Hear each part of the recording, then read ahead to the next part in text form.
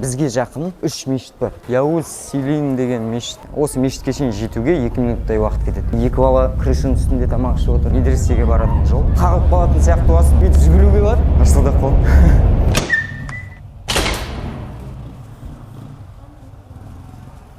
Ассаламу алейкум. Бүгін сенбі, демалыс бізге. Күн керемет шығып тұр. Сіздерге өзім районымда тұратын көрсеткім келеді. Мен алғашқы постында жазғандай, Оралда тұрғанда мешіттің қасында тұруды армандайтын едім. Қазір енді осы районда тұрып жатырып, біздің районда бізге жақын 3 мешіт бар. Соны сіздерге көрсеткім келеді. Мінекей осылай шығып, мына жерден бұрылғанда бір мешіт тұр. Сосын егерде былай жоғарыға көтеріп кететін болсақ, бір 2 этажды болған бір мешіт тұр. Кішкене барып солға бұрылғанда 3-ші мешіт бар. Сол сіздерге бірінші жақын мешітпен таныстырып өтсем.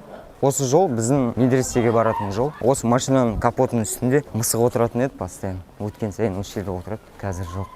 Мына қарасаңыздар, әдемі ка. Айтпақшы, бір айта кететін жағдай. Жолдар қысқа болғасын, машина дейтін бірнеше рет уже случай болды. Қағып қалатын сияқты боласың. Басында таңғалатын едім. Мә, құрттай қалдым деп, аяғымды бүйтіп алып үлгердім деп. Қазір уже таңғалмайтын жағдай болып кетті. Кетасың машина алдынан шықпады, бұрылсаң өтіп кетеді. Қайтадан өз ойымен кетіп баратасың. Уже андай не жоқ, андай реакция. Мә, мен машина қағып кетуге қалып деген сияқты. Міне біздің бірінші көрсетейін деп тұрған мешіт осы мешіт. Иә, сол бірінші блокта түскен мешіт. Осылай кіреміз. Мына жерде бір отырып, анау жаназа оқитын. Сосын осы тахарат ішіне кіретін. Сосын былай келгенде мешіт. Осы мешітке шейін жетуге 2 минуттай уақыт кетеді. Қазір енді екінші мешітке баратырық. Ол екінші мешіт негізі бізге ең жақын мешіт. Бірақ оның өзінің препятствиесі бар. Биікте орналасқан. Сондықтан оған көтерілу үшін кішкене қиналасың, ырсылдап қаласың. Расстояние жағынан жақында, бірақ көтерілу жағынан кішкене қиындау. Бірақ таң намазын олар жайырақ оқиды. Мына жақта таң намазы 6:30-да оқып кететін болса, ана жақта 7-те оқиды деген сияқты. Сондықтан таңертең тұрғанда бәрібір қиын болса да, былай айтқанда ыңғайлы болып тұр. Бірақ қазір енді айбек көтерілгенде өзің көресің ғой.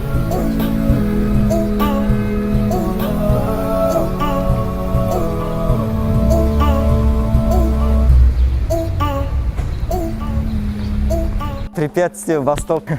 Кейбір кезде бүйтіп жүгіруге болады дейді.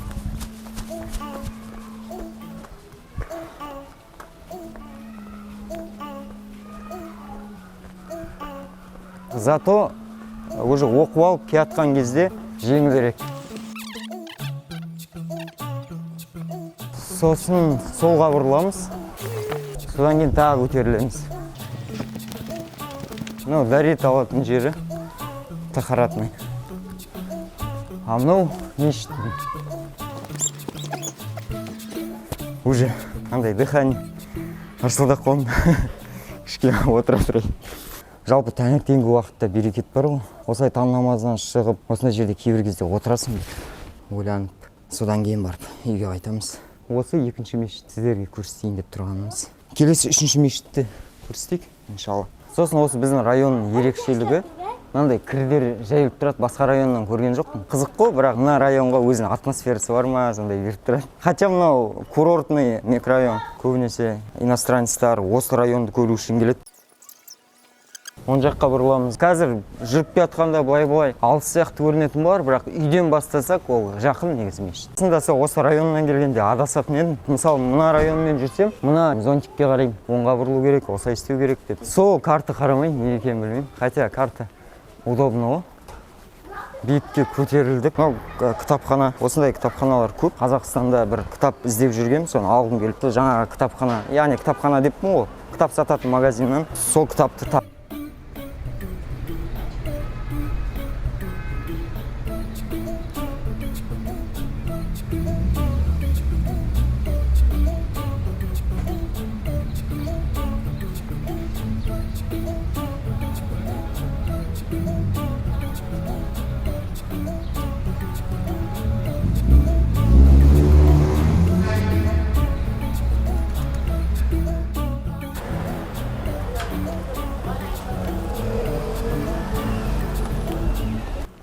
Осы Карбағы, осындай дәрет алатын жер.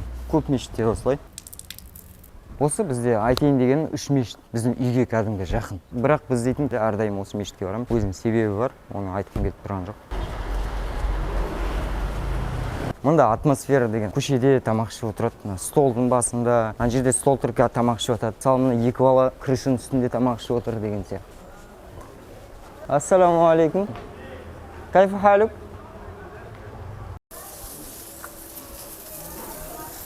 Қайттан біз өзіміздің үйдің жағынан өтіп бара жатырмық. Мында бір жақсысы, үйдің дәл қарама-қарсысында продуктовый тұр, қасында шаштараз тұр. В общем, удобно. Мына жерде магазин. Біздің район туристический район. Көбінесе туристтар осында келеді, осында демалады. Сосын қазір көретін боласыздар, иншалла. Мына жерге келгенде аукцион сататын жер бар, кафешкалар көп. Бірінші влогта оны түсірдік, бірақ кішкене қысқаша түсіріп кеттік. Кеште әдемі. Біз дейтін кеште сабақтан келгенде, мысалы 9-дан шығамыз медреседе. Кейбір кезде Төрехан екеуміз немесе жалғыз өзім теңіз бар, соған шығып кетеміз, отырып шай ішеміз. В общем, кейбір кезде демаламыз. Так, біздің шай ішетін жерлер. Қызық машина.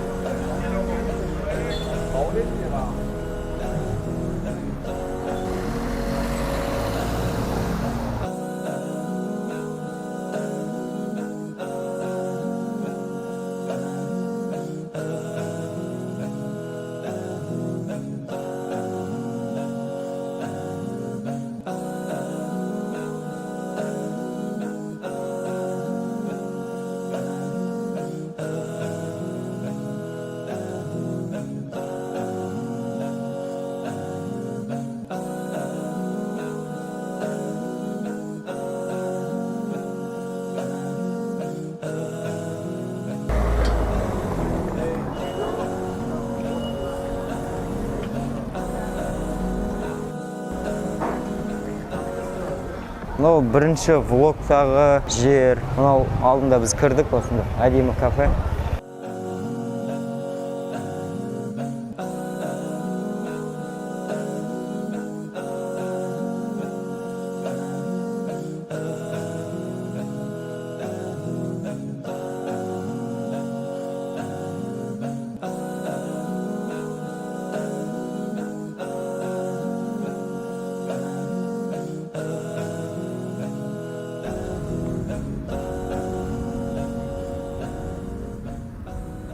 Осы біздің район, Аллаға шүкір.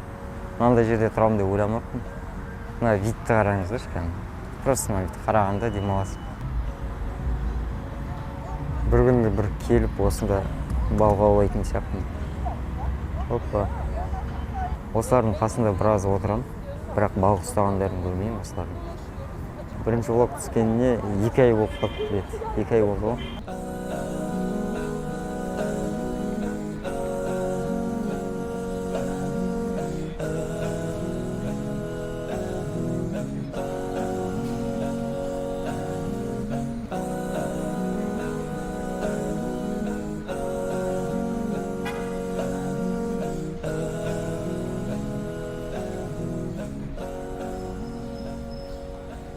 Ал бұл деген Яуз Силин деген мешіт.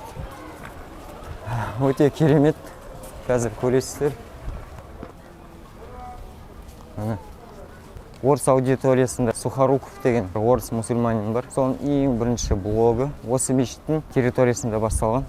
Соны қазір өзіміз түсіріп жатырмық. Машалла.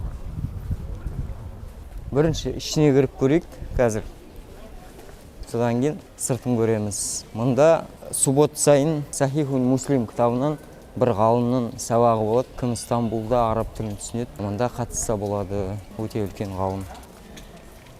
Ал енді сыртына қарайтын болсақ, маған қатты ұнайды осы жер. Кейбір кезде осында келіп отырамын. Қараңыздар. Вид деген өте әдемі, керемет. Алдында біреу сұрады дайректен. Мынау қай жерде? Мына осы жер. Яуз Силин мешіті. Ассаламу алейкум. Ассаламу алейкум ва рахматуллах. Ассаламу алейкум ва рахматуллах. Біреу біздің медреседе оқиды. Екіншісі оқитын бар.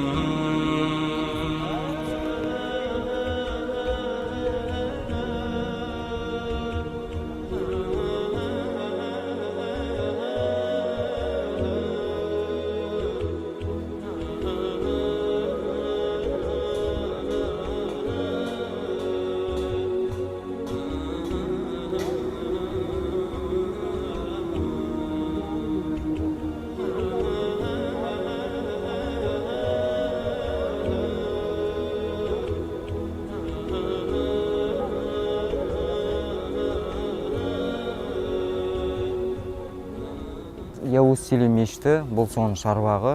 Қазір кішкене ары қарай жүргенде, шатаспасам, Абу Ханифа медресесі бар, соның шарбағы бар, соны қазір көрсеңіздер өте әдемі.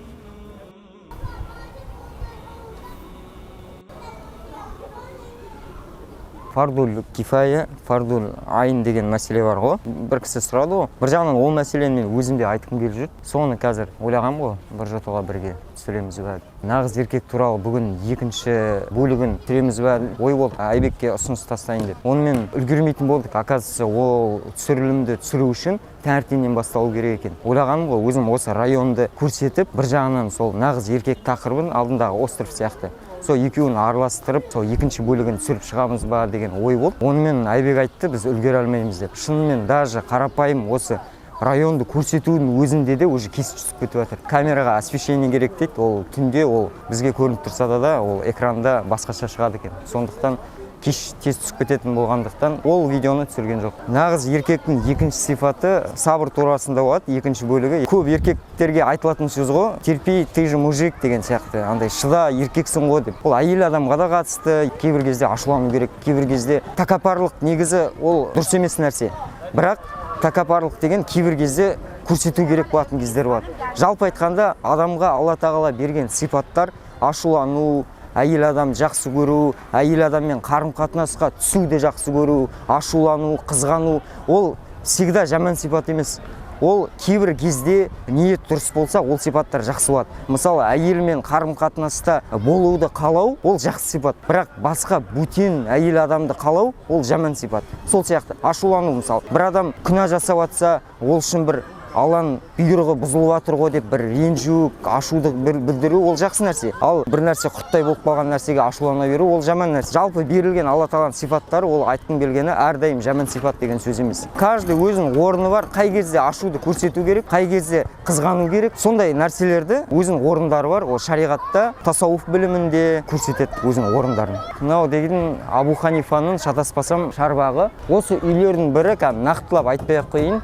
Біздің медресенің общежитиесі бар. Ойлап қараңызшы, мынандай әп-әдемі жер, осы жерде біздің медресенің общежитиесі. Осында оқушылар тұрады, бірақ мен общежитиеде тұрмаймын, мен квартирада тұрам, бірақ жалпы айтып қойып жатқаным. Мынау дейтін футбольный поле, келіп ойнауға болады, даже түнде де ойнауға болады. Түнде прожектор жанып тұрады, мынау шарбақ, балдарды алып келуге болады. Бүгін мен мысалы Айбекті күтіп отырған кезде өзім группаласымды көріп қалдым. Ол группаласым деген 40 жастағы кісі, өзім баласын ойнатып жүр екен. Пробежка жасайтын жері бар екен. Сосын бүгін сенбі күні семьямен адамдар келіп отырады осылай. Дастархан жайып қояды. Ол сенбі күні болатын, ол айтқанда түріктердің дәстүрі. Өте керемет дәстүр. Қызықты нәрсе, жарда өсіп тұрған. Соның үстінде деревянный үй, өте керемет, әдемі. Енді мен осы видеоны екі тақырыппен аяқтағым келіп тұр. Бірінші тақырып ол Аллаға шүкірлік. Мұсылман адам әрдайым Алла тағала берген нығметке шүкіршілік қылып жүру керек. Бұл видео мысалы сіздер көріп жатсыздар, қандай район, қандай керемет. Мен өзім мысалы осындай жерде тұрам деп, теңіз қасында, мешіт қасында сондай жерде тұрам деп мен өзім ойламаппын. Енді осындай жерге Алла тағала алып келгеніне жеңілдікпен сансыз шүкірлік білдіргім келіп тұр Алла тағалаға. Екінші қосатын тақырып көп. Бауырлар жазып жатады, қалай Турцияға келуге болады, қанша болады, оқу қанша шығады деген сияқты. Екі жағы да бар. Кейбір кезде біреулер келеді, бәрі жеңіл болып кетеді. Кейбір кезде бір оқушылар келеді, кішкене қиналады. Сондықтан қалай однозначный дейді ғой, бір нақты бір ответ айта алмаймын. Сіздер келіңіздер, бәрі жеңіл болады деп. Бір жағынан келмей-ақ қойыңыздар, қиын деп те айта алмаймын. Мысалы мен өзіме келетін болса, қалай келгенім, ол да бір Алла тағаланың нығметі ғой. Біз Оралдан Атырауға бару керек болды, Атыраудан Ақтауға, Ақтаудан Стамбулға алып келу керек болды. Оралдан дос бала дейтін өзінің машинасымен Индерге дейін алып келіп тастады. Таксист тапты да, занос дейді, біз үшін төлеп тастады. Атырауға барды. Атырауда бір бауыр қарсы алып алды, өзінің үйіне келіп қонақ қылып, содан біз Ақтауға кеттік. Ақтауда бауырлар қарсы алып алып, кілт берді. Мына квартира пока самолеттен ұшып кеткенше сендерге деп. Сонда болдық. Сосын теңізді көрсетті, қыдыртты, былай айтқанда, былай апарып жүрді. Аэропортқа дейін шығарып тастап, аэропорттан Турцияға келдік. Турцияға келгенде Айбек бауыр, Нұртай бауыр, солар екеуі машинамен қарсы алып алып, Айбек бауырдың үйінде пока квартира тапқанша бір апта жаттық. Содан кейін квартира тауғаннан кейін көшіп, оқуға түсіп, бәрі сондай Алланың қалауымен, Аллаға шүкір, бізге жеңіл болды. Бауырларға Алла тағала разы болсын, осындай поддержка беріп, бізді осындай құрмет қылып, жақсы қызмет қылғанына Аллаға сан шүкірлік. Бауырларға да Алла Тағала разы болсын. Бірақ бұл бізбен болған жағдай. Енді сіздер олай болады деп те ойлап қалмаңыздар. Нақты мен жауап айта алмаймын. Бұл ауыр, бұл жеңіл деген сияқты. Жалпы бүгін осындай видео болды. Келесіде Алла қаласа видеолар шығып тұрады. Бізбен бірге болыңыздар.